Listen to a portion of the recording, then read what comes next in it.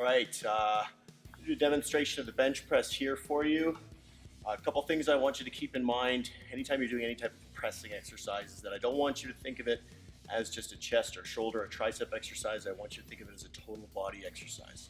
Okay, so key point being that we want our feet to be good and stable on the ground. One of the biggest mistakes I see people do when they're bench pressing is their feet are dancing around all over the place. Good chunk of your stability you get from the ground. If you lose stability, you lose power. So make sure you keep your feet flat, and I want you to drive through your heels as you're pressing the weight. Next important thing with the bench press is we want to make sure that our shoulder blades stay down and back throughout the entire range of motion. This is actually kind of hard for some people to do, to be able to keep those shoulder blades pinched as we drive forward. Okay, but it's necessary to do that in order to protect our shoulders so we don't end up getting any type of impingement. We want to stabilize the shoulders by increasing tension through the upper back muscles, and we want to provide a nice, big, stable surface on the bench for our body to be on so that we have more stabilization from the weight pressing down on us as well. Okay.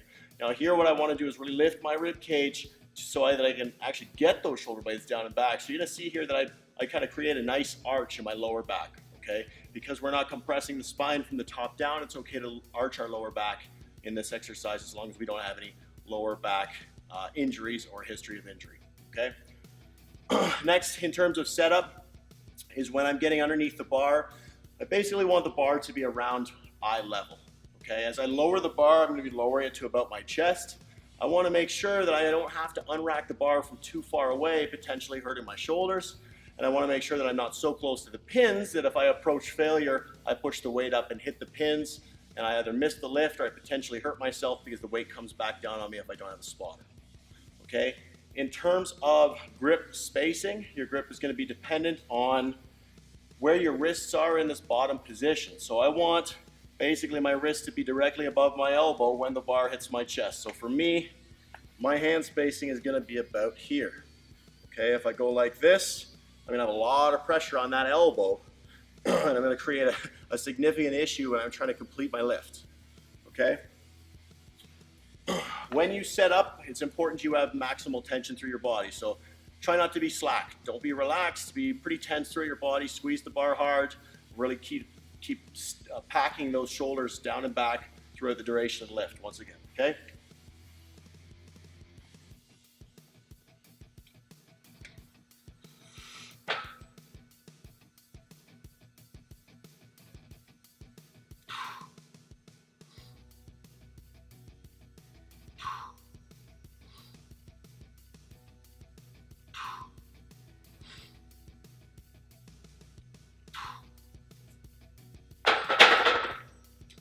Now you'll notice I bring the bar fairly low down on my chest, okay? Anatomically, that is the best position for the shoulders. A lot of bodybuilder style pressing is done with the arms up at a 90-degree angle to the torso. I'm not gonna say it's wrong because it can be effective in terms of growing the chest.